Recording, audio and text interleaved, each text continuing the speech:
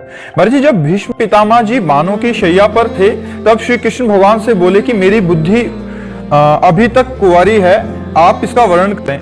तो कुंवारी बुद्धि का महाराज जी क्या आश्रय है? जैसे हमारी बुद्धि वर्ण कर लेती है किसी भोग को, किसी व्यक्ति को, किसी वस्तु को, किसी स्थान को।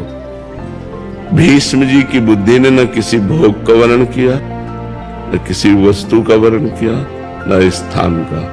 जैसे हस्तिनापुर के चक्रवर्ती सम्राट पद के अधिकारी भीष्म जी थे, स्वतंत्र, निर्विरोध, लेकिन अपने पिता की सुख की कामना को पूर्ण करने के लिए सत्यवती जी को ये वचन देकर के लाए कि मैं कभी सिंहासन पर बैठूंगा ही नहीं, बैठूंगा ही नहीं, जो बैठेगा उसकी रक्षा भी करूंगा।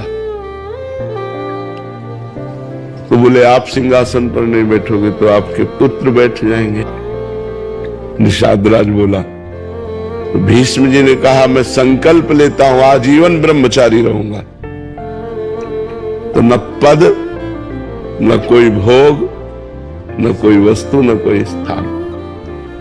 कह रहे हे श्री कृष्ण, मेरी बुद्धि अब तक कुंवारी रही है, अब आप इसका वर्णन कर लीजिए। ऐसा कोई बिरला ही बोल सकता है, सबको बोलने का अधिकार नहीं है, क्योंकि हमारी बुद्धि बेविचारणी है। नहीं, आज इसका वर्णन, कल उसका वर्णन, कल वो भोग, परसों वो भोग, नरसों वो व्यक्ति था। तो ये चल रहा है ना, ये बेविचारणी बुद्धि है।